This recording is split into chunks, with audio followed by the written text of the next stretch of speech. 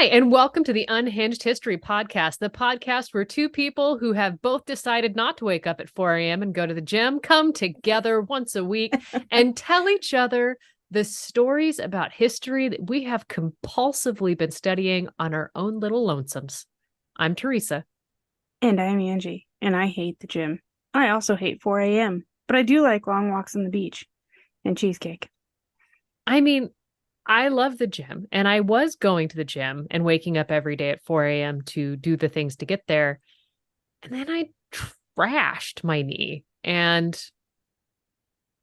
yeah, I'm not allowed to go to the gym that often. And when I do, it has to be very specific things. And so I sometimes push back and rebel against it. Teresa, no, Me, rebel? Chaotic neutral over here that does it just for the you giggles? are a sweet, innocent cherubim of a human being. You would You know, never. the cherubim, I don't know if you read much about them, but they are not full of saccharin, right? Like they've I've got seen a him mean cause some streak, problems in some artwork. right? Like, I mean, they have a mission, they fulfill the mission. I just meant, the cute little cheeks.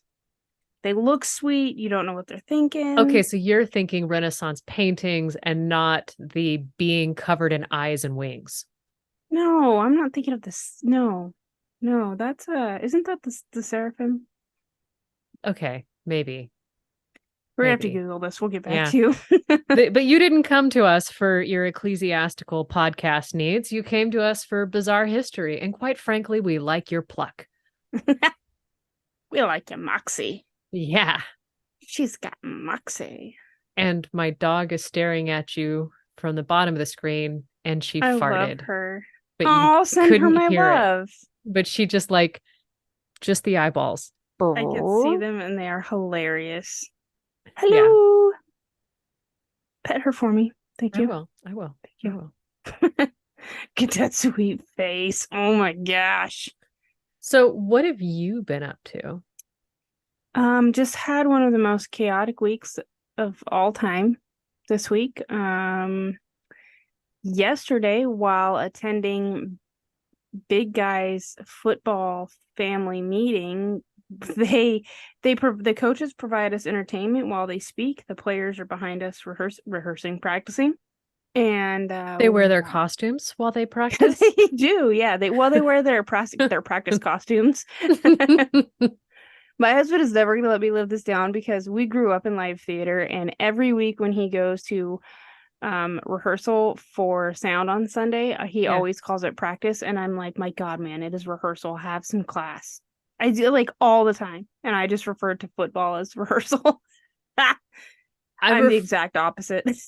I referred once to I was talking to the university coach and the outfits that the wrestlers wear, and I referred to them as the leotards. Yeah, And he about head desked and just said singlets. that doesn't make it better. And I'm like, okay. And I You. mean, he was just like, oh my gosh, and I was like, I mean, I take great joy in renaming all of Ethan's football gear. Like he has a girdle, and where's your cummerbund? Where are your leggings? Like, however I can possibly jack that up, I will do it. And he is so done with it, and it gives me life. that's all we can ask. Yeah, it makes me so happy. But last night, one of the kids in practice may have broken their collarbone. So I'm like, Oh, wow, what did I sign up for? This is not my first rodeo, but it just doesn't get easier. I mean, in karate, we talk about the joys of breaking both of your opponent's collarbones because then they can't punch you back. Yeah, I don't think that was the intent here. I think it was purely accidental. I did not see what led up to it. I only heard the scream. I bet it was a decent yowl. It was, I will probably never forget it. Okay. Yeah. And I looked up in time to see said individual on the ground with another individual on top of him. I think trying to hold him down, like trying to keep him stable until the medics could could arrive, and I was like, oh, where's my son? Son, present self. He's Yeah. easy to find because he always has his hands near his mouth because he hates the way the mask feels. So he's Okay. always like Trying to just free himself, give himself just an iota of room. yeah, so he's fairly easy to find, but it was a night. So yeah. Cheesy. So do you want to go first? Do I want to go first? I sent you a weird TikTok video that was in no way, shape, or form related to my story. And you're like, you're going first. And I was like, I mean, okay, but I won't hat tip or, give you any. Like, okay, I felt like with what I saw, you needed to go first because if it was anything related to what you sent me, I was gonna need to be the palette cleanser. Okay, it's not related. Okay. And mine has a fairly like even keel. It's a ride. It's a ride, but it's not going to take us down to Depresso Town. Okay. I mean, I'm cool either way. I think you're gonna get some giggles out of my story, and I'm looking forward to hearing yours. So then let's end with you. okay. I'm going to tell you the story of Helen Duncan. Okay. This name doesn't ring a bell. Okay, I didn't think it would. My sources is an audiobook, The Ghost Club by Kate Winkler Dawson. And okay. I still don't know the name, but you mentioned this book to me the other day. Yeah. And Helen Duncan only exists in like one sentence in this book. But it was enough for me to go, wait a minute. And so then that's what kicked this all off. Then HelenDuncan.org and BBC's Britain's Last Witch campaign to pardon Helen Duncan. Okay. I'm shocked I don't know this story. It's a ride. It's a ride. Okay. I'm here for it. Victoria Helen McCrae McFarlane was born. You made that whole name up. I don't want to hear it. I couldn't come up with a more Scottish name if I tried. Go. Okay. She's born November 25th, 1897, in Scotland to Isabella and Archibald McFarlane. Okay. Her dad is a master slater, which I am hoping means roofer because that's about the only thing that could make sense. Because if you Google that, you get some rather questionable responses, and Urban Dictionary thinks you misspelled things. So she's the fourth and eldest daughter. She's one of 8 kids. And then on May 27th, 1916, she gets married to a dude. Right. It's a roofer. What? It's a roofer. Okay. See, and that's what I thought, right? Like I wasn't too far off base, but I was like, I mean, I did have to do like one full scroll to get to roofer because I was like, probably not, probably not. 3 of Google. What do you have? Like, I don't think I misspelt this. But anyhow, as a kid, she's described as a bonny lass. And at some point, she ends up displaying some psychic abilities. And as you do, according to the writings that her family's put together, they've caused her a bit of trouble throughout her life. Okay. So at school, and again, this is like turn of the century. The teacher writes some questions on the blackboard and the pupils are writing down their answers on their own little slates. And Helen wrote down numbers to the questions, but didn't know the answers. And then she prays for help. And to her astonishment, the answers appear on her slate. Her teacher walks by and sees that her answers aren't written in the kid's handwriting. So he accuses her of cheating. And she denies that she'd copied any of the other children's answers, but can't explain how they appeared. Okay. And how old do you think she is at this time? School age? I mean, so. Okay. Older than 5, younger than 20. Magnificent. She could be 8. She could be 16. I've done it again. So another instance, I'm assuming younger, right? Like a childish scrawl. You're not going to accuse a 16-year-old of childish handwriting or not having childish handwriting. So another time she's at school, she keeps thinking the number 1066. And during a history lesson, the teacher's talking about the Battle of Hastings. And she writes 1066 on the blackboard, and the teacher nearly suffers a heart attack. Right. Did you see my face just then? You had quite the reaction. I will give you that. Okay. So Helen's parents, they both end up having women in their family that have the gift. And they're kind of unconcerned about their daughter's responses and psychic abilities. They think that she's going to grow out of it. However, as she grows up, her ability doesn't dissipate, it grows stronger. Okay. Eventually, Helen's mother becomes so concerned that she takes her daughter to a local doctor and asks if he can check. Maybe there's something physically wrong with her. Well, they look at her eyesight, they look at her hearing, they do a full exam. He can't find anything wrong. To Helen's mother's embarrassment, Helen warns the doctor not to go out that night. But he did, and his car skid off the road in the snowstorm. His car or his cart? His car, CAR. Okay. So this is like, I'm assuming. Yeah, okay. So we probably got some like Model Ts roaming around. Okay. Yeah. Model So, A's, whatever. Okay. The early versions, he's not rolling around in a Thunderbird. So Helen's prediction of the village doctor's demise, because I guess he didn't make it out, which to that point, okay, so I'm going to finish my sentence and come back to it. That's the most logical way to attack this. So because the village doctor dies in this whole thing, this is condemned by the local Presbyterian minister who's accused Helen of consorting with the devil. But if the doctor, your mother, and you are the only ones who know that you said that, why don't you keep your mouth shut? That is an excellent question. That's like saying, oh, my daughter said, she warned him, don't go out tonight. Don't It's go not have like those drinks with you're friends. in the market after the doctor's appointment going, and Helen told him not to go out tonight, but I don't know what he's going to do. So it's completely, he's dead. Oh my goodness. Have you spoken to his wife? So, apparently at this point, Helen's about 16 years old, and the embarrassment of calling out the fact that this doctor is going to die, coupled with the fact that there's no work locally, results in Helen leaving the family at 16. Oh, okay. I mean, I don't know if embarrassment is the word or the feeling, but embarrassment is how it's talked about. So she goes to the city of Dundee, where at the outbreak of World War I, she works in a munitions factory, and then she works in a jute factory, and then later she works as a nurse. So basically she does a bunch of working jobs. Okay. As a nurse, she's introduced to a man named Henry Duncan.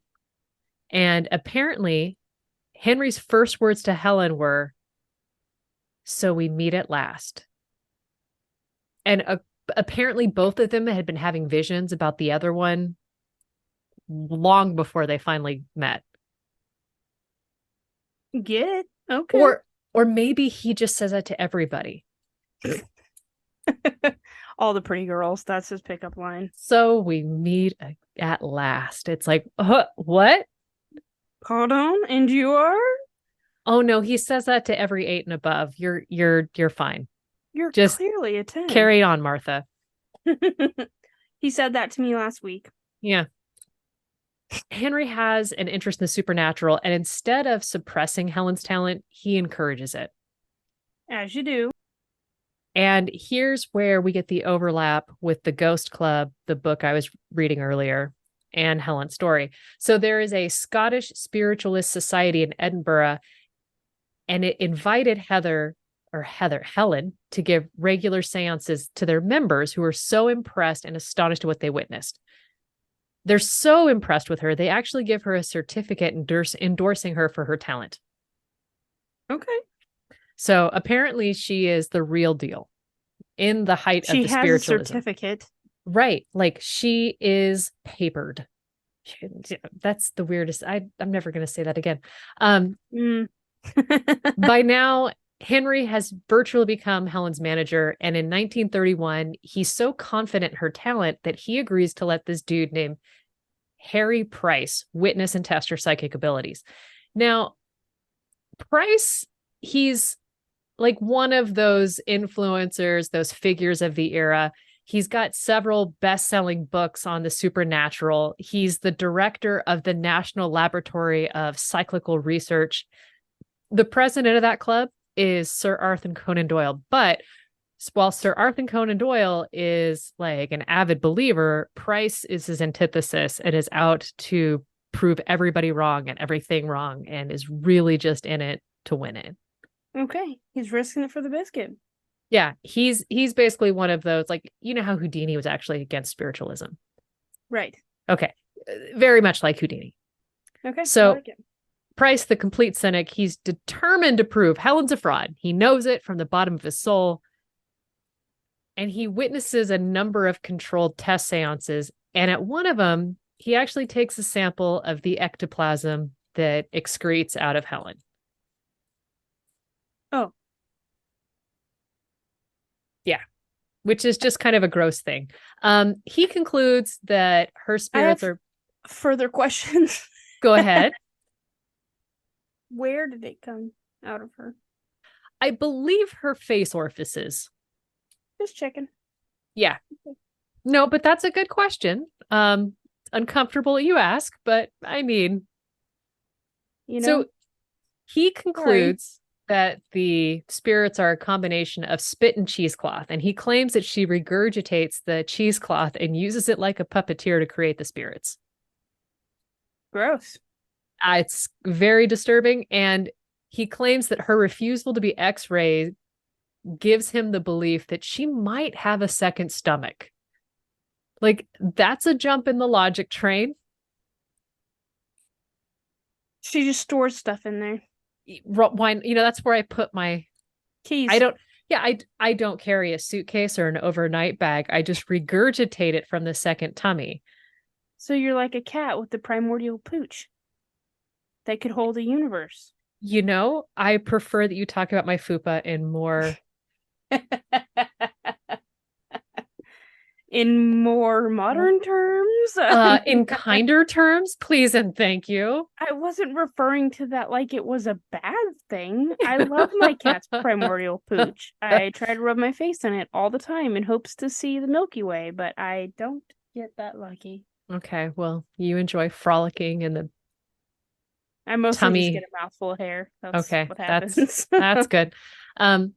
So the onset of World War II just drives the number of seances through the roof. And people who have lost friends or family, either both serving in the war or as a result of bombings, they want to connect with their loved ones. And in 1941, Helen held 2 seances that have serious repercussions for her later on during this war. Okay. So the first one takes place May 24th in Edinburgh. And among the sitters or people at the seance is a Brigadier Firebrace. Brigadier Firebrace. And this dude sounds like a job. Well, I mean, I think Firebrace is his last name, which is a hellish last name, but he ends up being one of the people for firefighter. or brigadier, like if you're going to serve general of some kind. Yeah. I'd rather have that than this is your babysitter, Nancy Firebrace. Or being the brigadier of something and being told this is your brigadier softy pants. Right? Yeah. Yeah, okay. Sorry. Fuzzy baby kitten bottoms. Exactly. So Firebrance had actually been with Ian Fleming, the creator of James Bond, in Moscow in 1939, and it had connections with the intelligence services. So during this seance, the spirit guide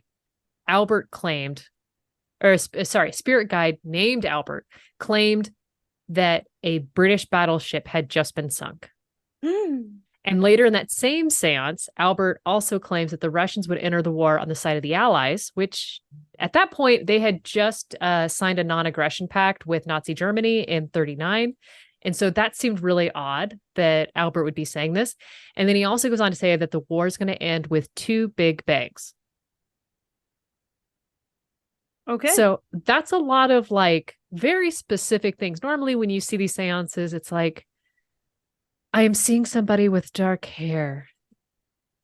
Oh, that's your uncle. Oh, yes, it is male. See the size, so it's like, it's interesting that that's, coming out of it with a bit more substance. Yeah. So after leaving the seance, the brigadier listened to the news to hear if a battleship had been sunk, but no one's mentioned anything. So he rings the Admiralty And the person who answers the phone denies it. However, in the morning, the same official rang Brigadier Firebrace back and confirmed that the HMS Hood had been sunk by the Bismarck, and then asked Firebrace how he had known it even before some sections of the Admiralty did. Interesting. Okay. So that is a very good question. You're not going to believe that some little old Scottish lady down the street told me. Unless she's part of the Illuminati. Or the intelligence. The Illuminati. Okay, anyhow. So yeah, okay. I'm here for it. November of 41, she holds a seance in Portsmouth. It's spelt Portsmouth, but anyhow. Portsmouth? Yeah. Yeah.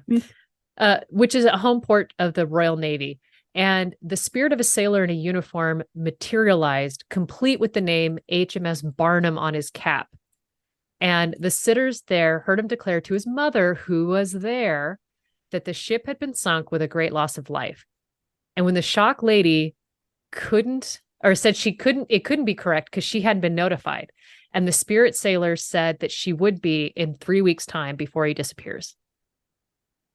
So the sailor's mother is so concerned that she contacts the Admiralty, and the Admiralty send 2 officials around to question her. Wow. Now, they had known that the German Enigma machine radio communications were intercepted by Bletchley Park, and that the Germans had only thought that minor damage had been caused to the HMS Barnum. Yet the actual truth was that nobody on the Axis side knew was that the ship had been blown up a few minutes after being hit by a U-boat torpedo.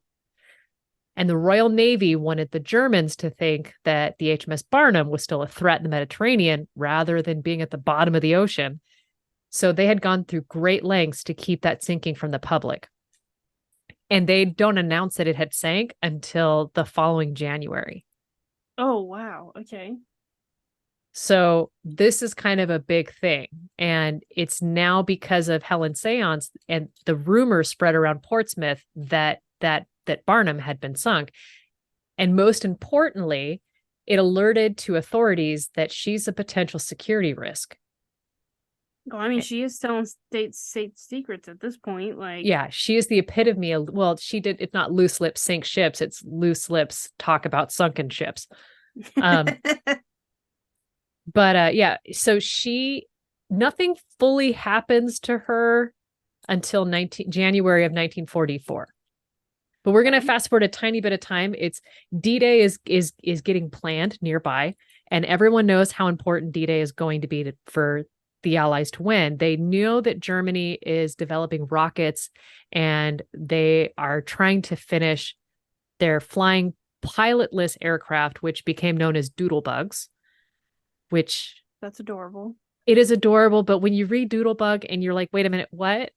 Hold on, what is happening? And then you Google Doodlebug, you don't get a doodlebug flying pilotless aircraft. You get a bunch of things and you really have to dig. But if all this happen, or if D-Day fails, the Germans might have enough time to finish these weapons and then wreak havoc, win the war. So this is bad news bears, and we got to keep the ghost from telling Helen all about this. So the training for D-Day has begun. It's going badly. Many troops are dying, and they're fearing that if the spirit of one of these soldiers appears at Helen's seances and tells the sitters how it died, then it's not going to take a rocket scientist to really figure out where the training's happening and how they're likely to attack. Right. So paranoia about security reaches new heights. And then after disclosures at Helen's seances from the 3 years prior, it was decided by Chief Constable West of the Hampshire Police that better safe than sorry was the most sensible course of action. West didn't know whether Helen's seances were lucky guesses or if they had some validity, but for the sake of all the soldiers preparing to storm the French coast, he determined to lock Helen out of harm's way. January 19th, 1944, Helen is invited to hold a seance at the Master Temple above a chemist shop in Copner Road in Portsmouth. The seance is raided by police, and Helen is initially arrested under Section 4 of the Vagrancy Act of 1824. Oh, we took that back some years. We did. But buckle up, because we have to go back quite a bit more.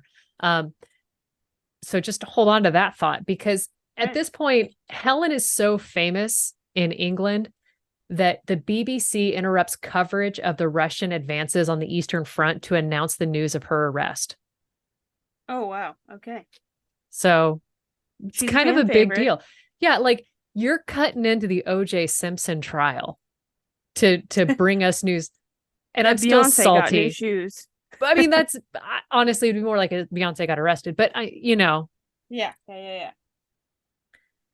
So the authorities regard this case as more serious, and they used Section 4 of the Witchcraft Act of 1735. Oh, King James. And they did this, and it covers fraudulent spiritual activity, which was triable before a jury. And How do you prove that? I'm about to get into it. Oh, I'm so excited.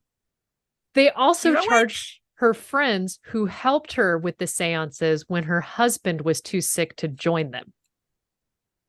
Oh, they're just passing out ladyfinger sandwiches and tea. I don't think you're wrong. So Helen's trial is for pretending to conjure up evil and malicious spirits. Fraudulent witchcraft made the headlines in every single daily newspaper. Actually, it just says all of them, but I'm saying every single. I mean, yeah. It should probably just say most, because I'm sure there might have been one that left it out. The police had expected to find evidence of fraud, such as, like the cheesecloth sheet or things like that, but they failed to find anything. Their case was therefore based on the logic that Helen must have pretended to conjure up the spirits, since no such thing exists. And this means Helen had to prove the existence of life after death in order to be acquitted. What an interesting prop. Yep. She's a witch. That's pretty much, the whole thing.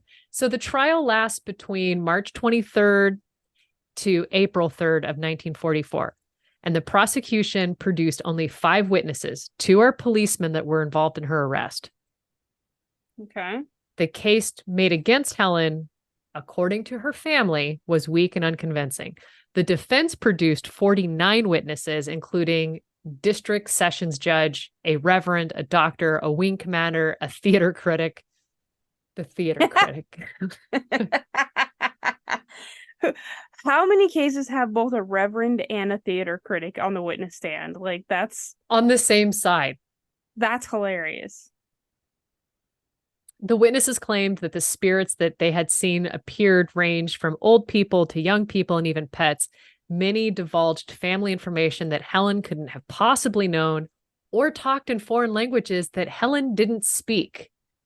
Many had seen Helen apparently sleeping in her cabinet when the spirits came in at the time, because Henry had made her the cabinet that she would go into for the seance, and they would shut her in there, and then she'd do her trance thing, exude ectoplasm, which is the grossest statement you could make, and then the crazy shit happened. Because none of that's crazy. So legally, there's no limit on the number of defense witnesses that the lawyer could call, but there's certainly no shortage of volunteers either. And the defense thought that he'd wear the judge down into allowing a seance in court by continuing to call more and more witnesses. That's amazing. Okay. And so the judge finally just caves and says, fine, it will let you hold a seance as long as you don't call another GD witness. So a few days, a break. Right? Okay. Now, just a fun fact. Winston Churchill actually wrote the Home Secretary describing this witchcraft trial as obsolete tomfoolery, because this is just shenanigans. Like, you are keeping somebody busy, but not at the right time. Like, right. Like, I get right now that there's a bunch of bombings. We have to keep pausing the trial because, everybody needs to shelter in place for a second. But could we really tone down? The circus music's pretty loud over there, and that's basically what it is. So Judge Dodson offered the jury a demonstration of a seance if they thought it would be a helpful demonstration. This plan fails because the jury declines the offer of the seance, which jury duty sucks, right? You're already on a good case and you're in for a free seance. Dude, that is a jury duty worth sitting through. Right. I hate jury duty. Ugh. But it could have come with a seance. I would have been like, fool me, I'm here for it.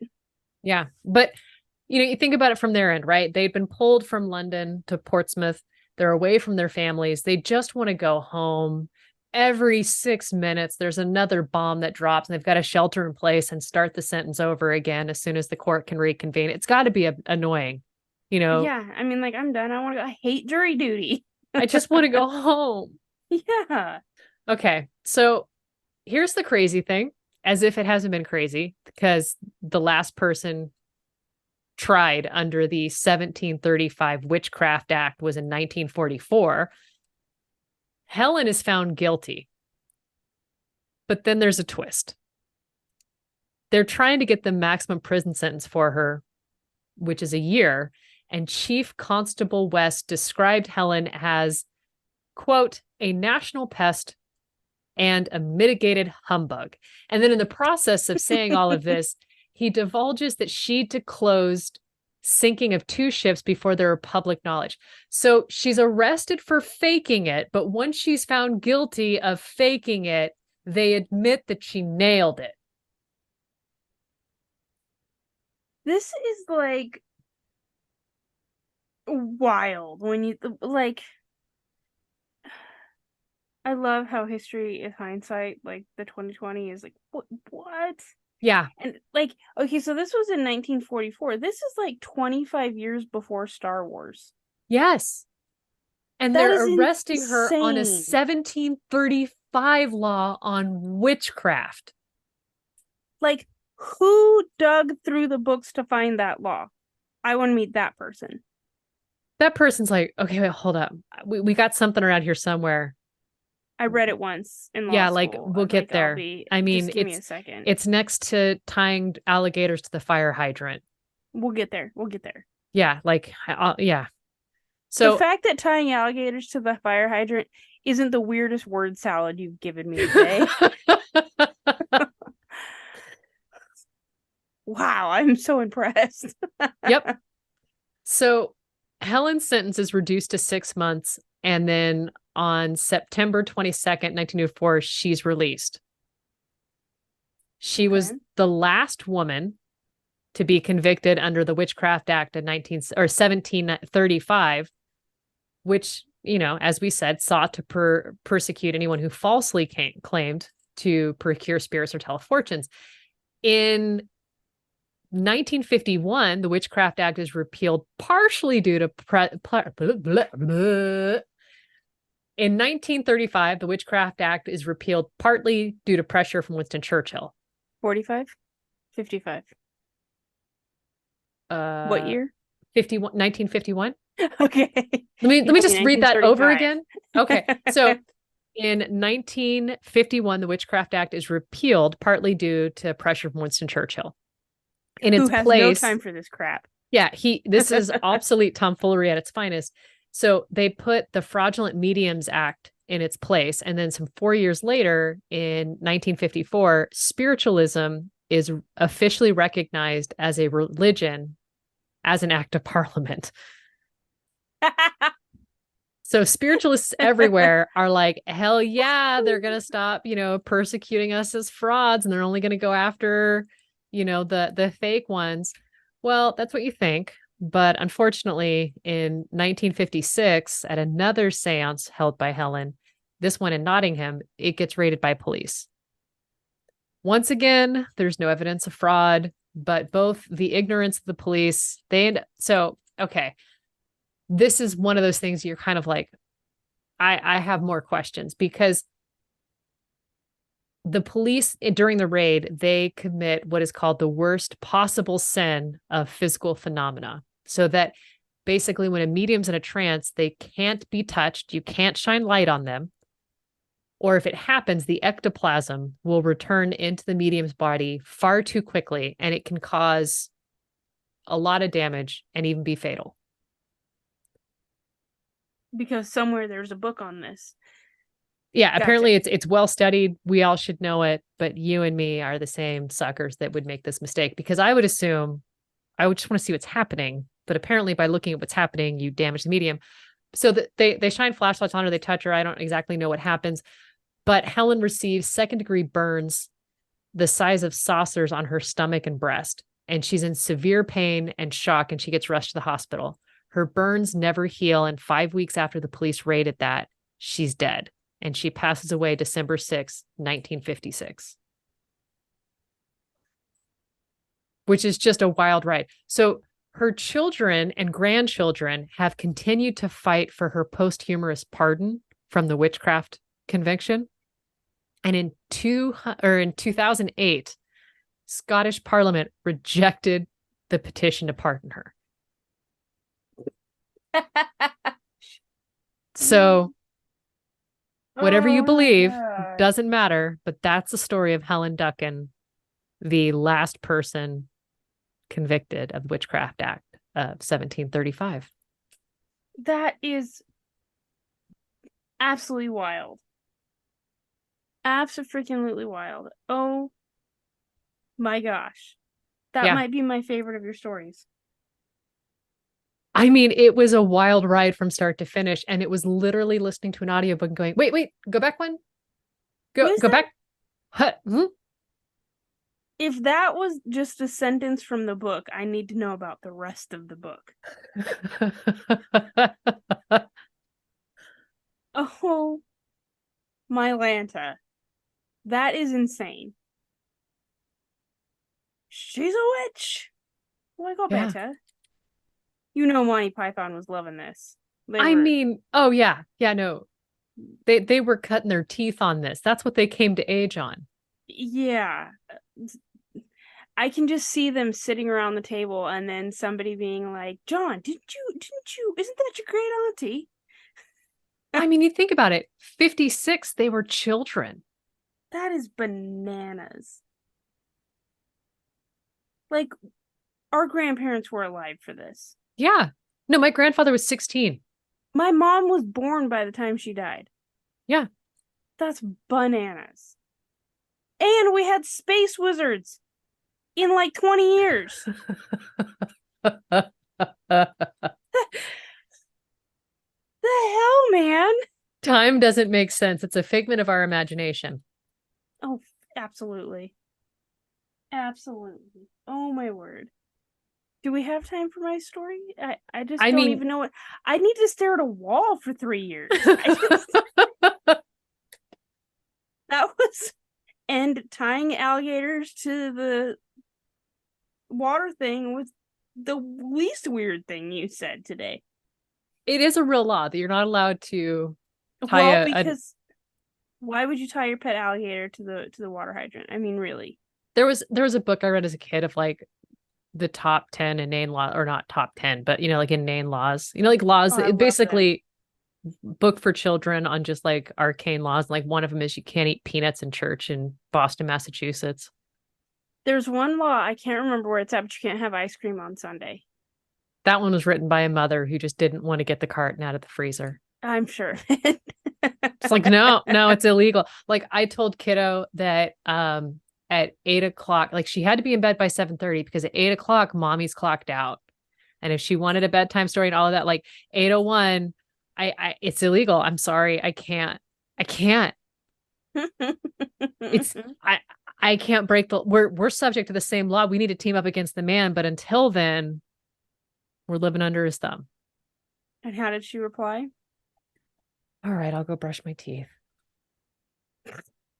How old was she? Like, oh, this was Tuesday. I mean, like, she only recently got a bedtime of like 8:30 because, I was telling you like, oh yeah, my third grader has a 7:30 bedtime. You're like, how? And I was like, easy. No one's told her that other kids stay up later. Duh. Yeah, like COVID helped because she wasn't around kids for very long and all the conversations was monitored. Yep. Brilliant. It was Absolutely brilliant. amazing. But then we realized that she would just stay in bed and play. But if we kept her up an extra hour, she'd actually go to sleep when she went to bed, and then she would wake up on time. We figured out Yeah, that it's a we whole were thing. we were shooting ourselves in the foot. But we had a great run. You did. I mean, you lasted. And that's what We we're here just for. recently told Ethan, who is 15, that he didn't have to go to sleep by 8:30 as long as he got his stuff. Like, he didn't have to go to bed by 8:30 as long as he got his stuff. Like, he was ready to go in the morning for school, and it Yeah. wasn't an issue. And I'm not kidding when I tell you, he rarely doesn't go to bed at 8:30. He's like, no, Smart I'm man. good. Like, I'm nope, I'd rather be asleep. That's probably my favorite part of living is being unconscious. It's that it's that waking up and realizing you can go back to sleep feeling and no one's stopping you. I love that one. Yeah. But we do have time for your story because you were telling me it was an incredibly long one. Yeah, my story's not incredibly long. Let's do it. Let's just crank it out. It makes me so happy. Okay. So you have the Witchcraft Act of 1735, and I just want to know, what do you think a GoPro, a metric calculation, and a possible 16th century Chinese official have in common? 16th century Chinese official? Yep. GoPro, an ancient Chinese official, and a math equation walk into a bar. Yep. Damn, I thought I was bringing the word salad. I got nothing. Well, my story is how the gist of how problems in space are different than on Earth.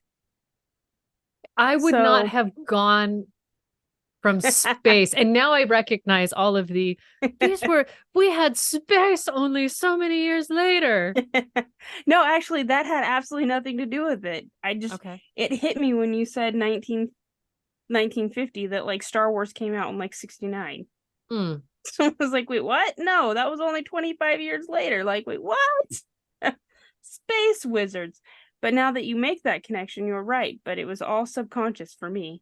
Okay. I was just thinking about the guillotine and how the last man was guillotined when Star Wars came out.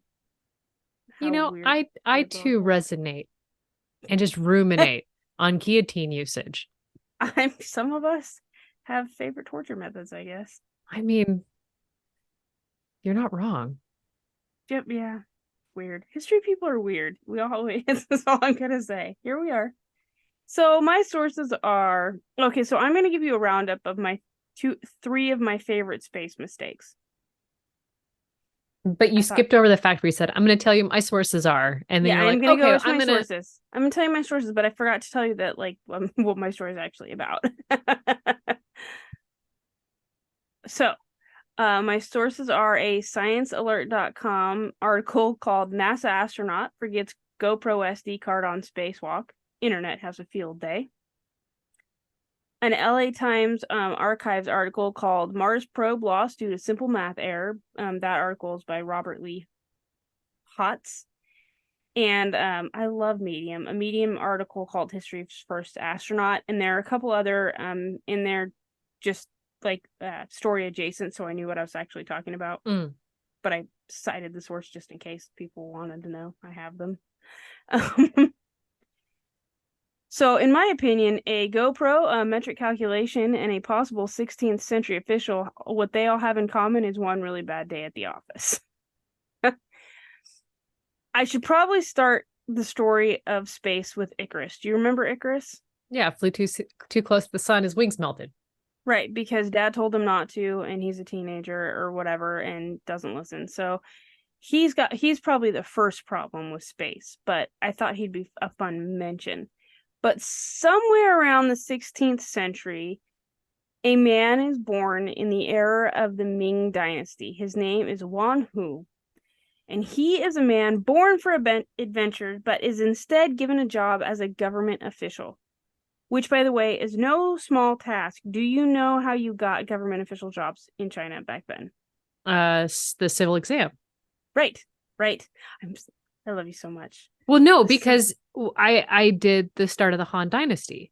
Yeah. Okay. So the civil exam was a thing in existence for centuries. Yeah. Like probably over 1,000 years, right? So it actually didn't get like abolished until 1905, which I think is insane. It was Okay. so functional and worked so well for so long, but in 1905 it ceased to exist. So anyway, so Juan has got this cush government job that he excelled at by first passing the civil exam. However, he's kind of bored. And at the time, which I think this is crazy, he was really into something to the effect of conquest. Like he wanted to go on an adventure. He wanted to take names for China, you know? But the Ming era view of the world was that it would be useless as most of the world was already conquered and or inhabited. And that's what they believed. And so why break what's not broken, you know? Like Okay. leave everybody else alone, mind your own business kind of thing. Stay in your lane. Yeah, stay in your own pond, bucko. So he couldn't really partake in that idea.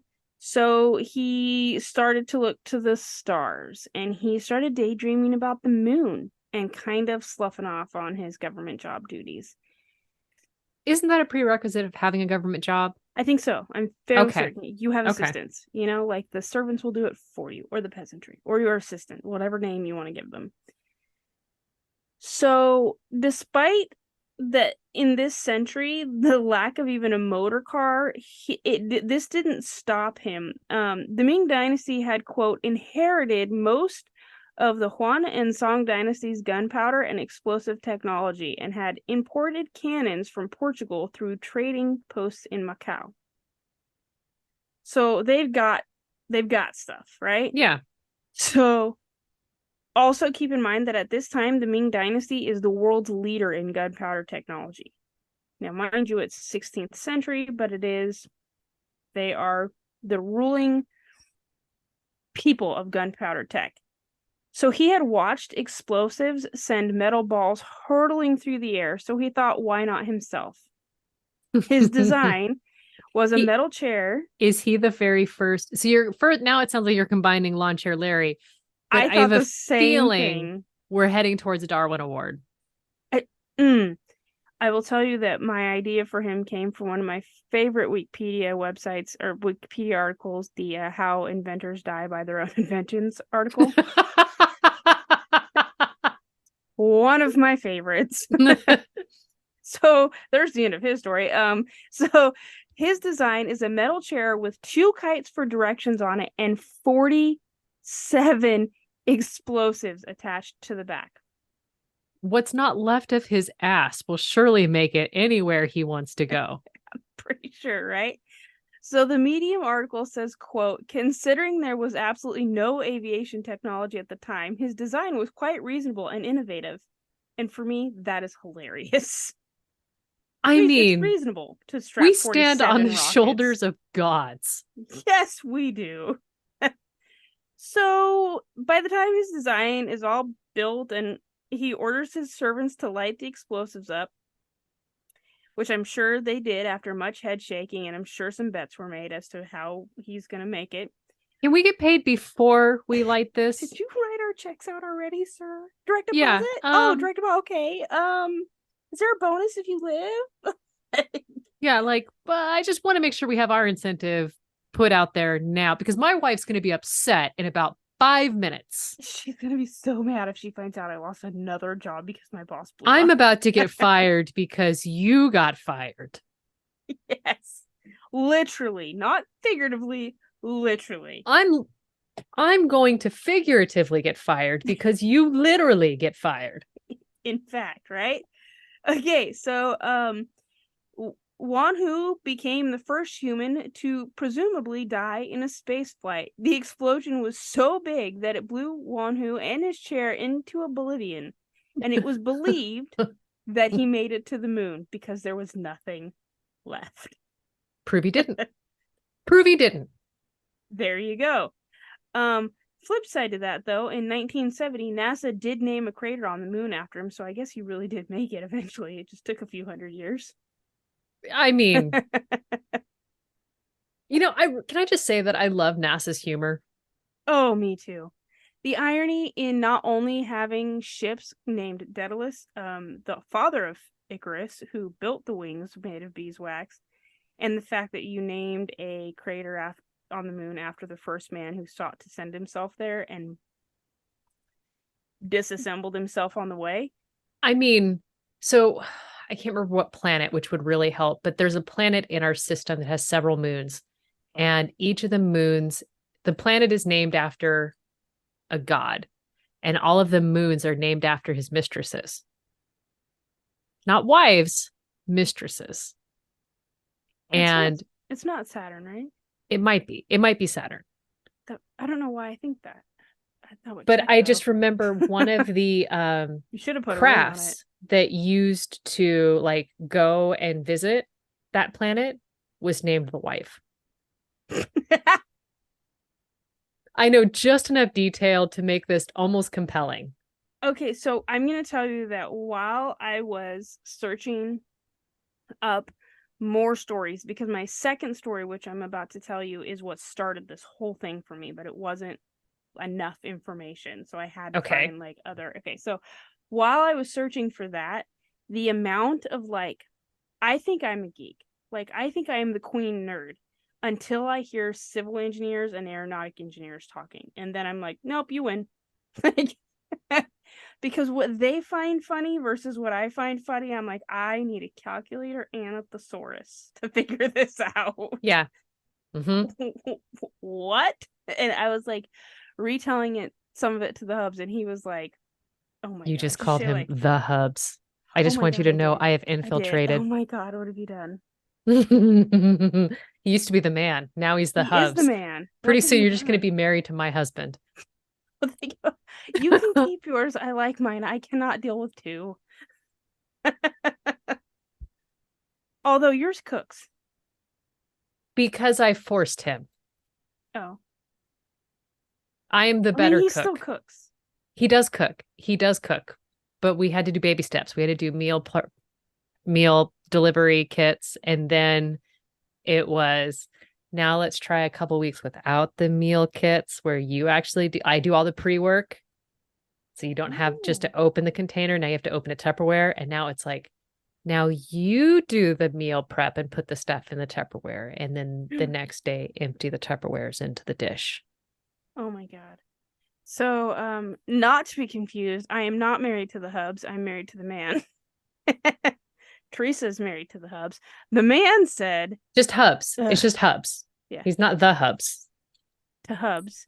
She is married to hubs. I'm married to the man. The man just shook his head and said, you're right, they are geeks.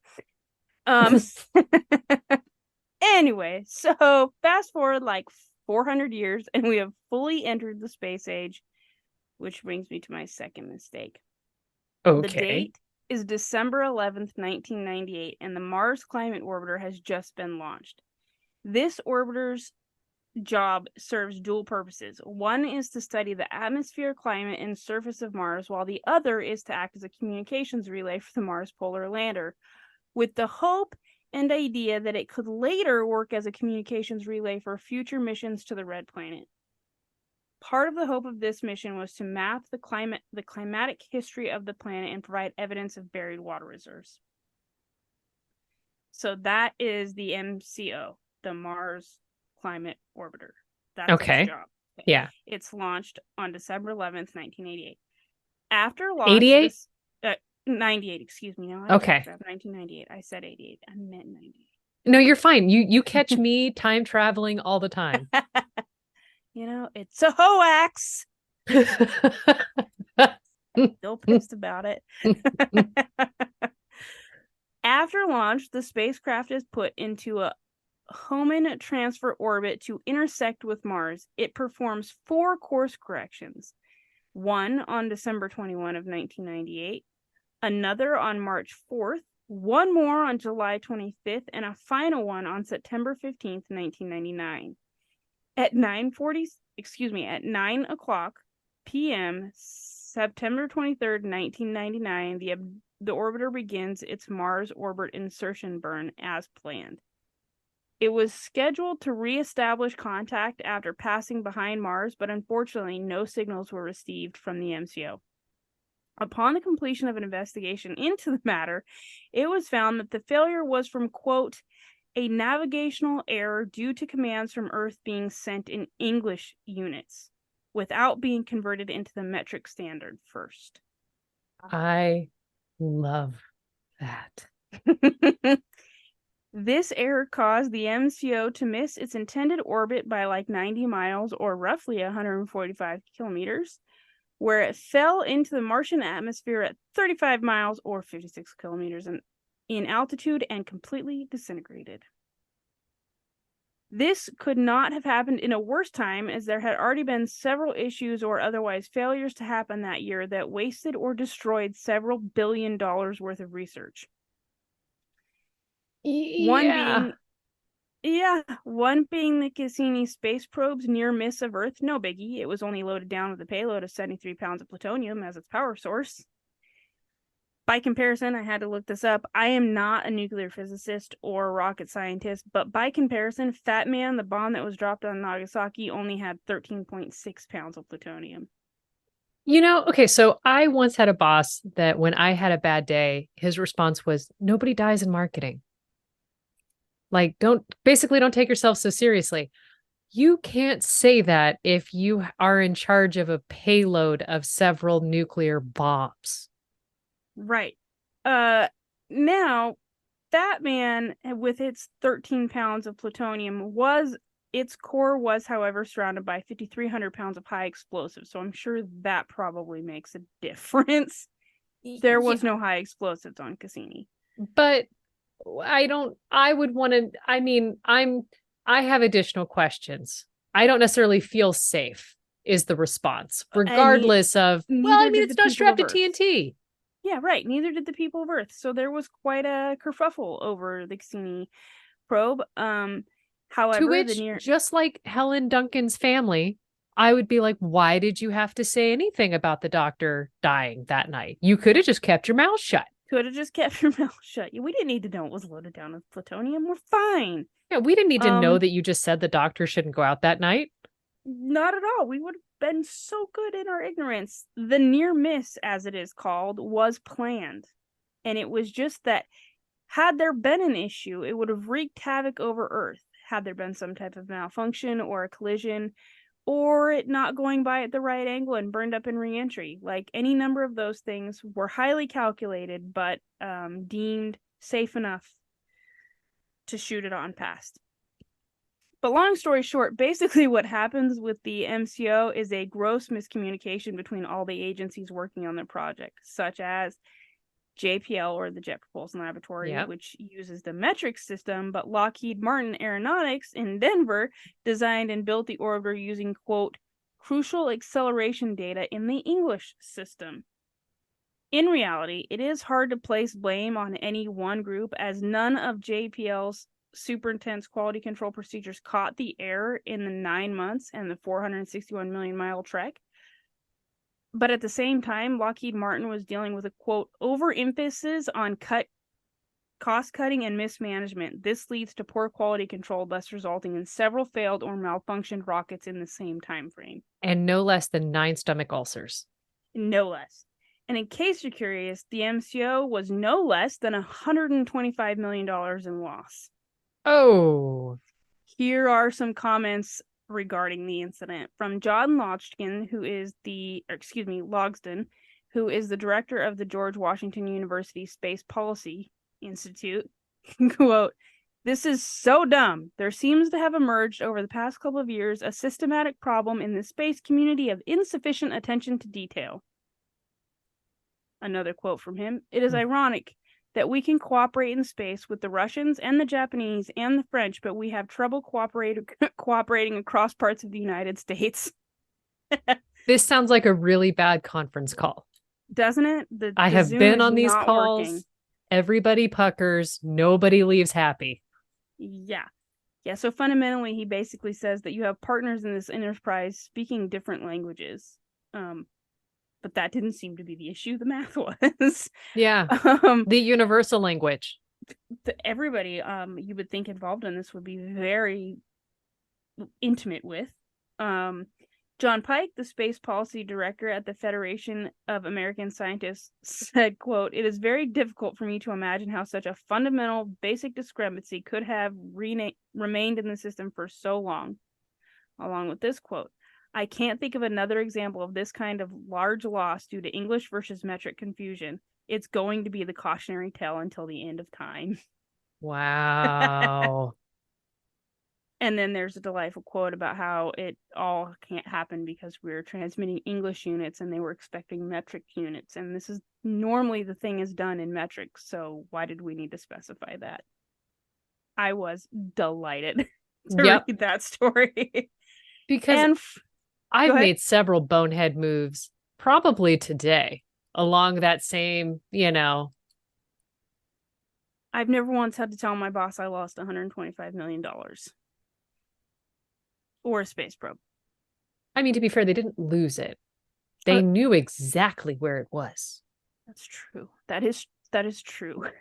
They blew it. Yeah, they did. Yeah, they sure did. There was some calculation miscommunication for sure. And what we have here is a failure to communicate. Can't handle the truth. For one way less catastrophic failure, but nonetheless equally silly event, I'd like to close by reminding you that even astronauts forget to buy the SD card for their cameras. On May 16th of 2018, so we were well into our adulthood and knowing what is going on in the world, Drew Feustel, a flight engineer, and Ricky Arnold, his crewmate, were on a routine spacewalk outside the International Space Station. Keep in mind, both these men are brilliant and experienced astronauts. Their task for the day is to work on some maintenance tasks and of the station's internal system. Feustel thought it would be awesome between tasks to take some pictures with a heavily space-armored GoPro camera when this delightful conversation with Houston happens. "Hey, Houston, I get a question about the GoPro real quick." Butch Wilmore, the ground control liaison, says, "We're all ears, go ahead." Followed by Feustel saying, "I see I'm pushing the button and I see a no SD. That means, do I need that to record? And if it's recording, is there supposed to be a red light on?" During the pause, while his Earthbound friends check on this, he clarifies something with Arnold, who's still working with the power tools on the connectors. And then in true dad fashion, you hear from Wilmore, the ground liaison, "I'm told that if it has the card in it, it should have a red light if it's recording." To which Feustel questions back, "And if it says no SD, what does that mean?"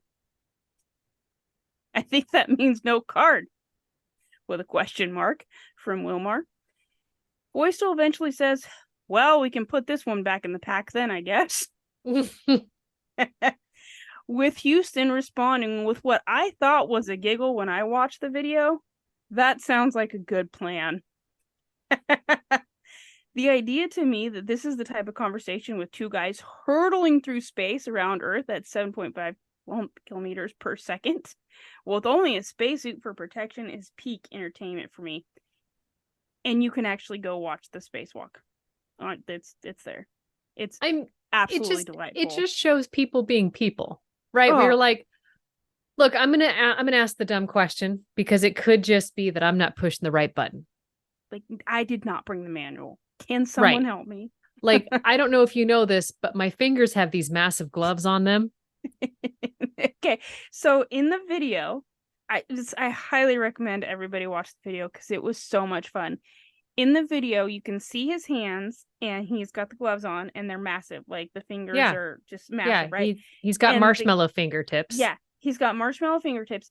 But also, the GoPro is wearing the same kind of suit, for lack of a better way of describing it. Oh, yeah, because of the pressures of space.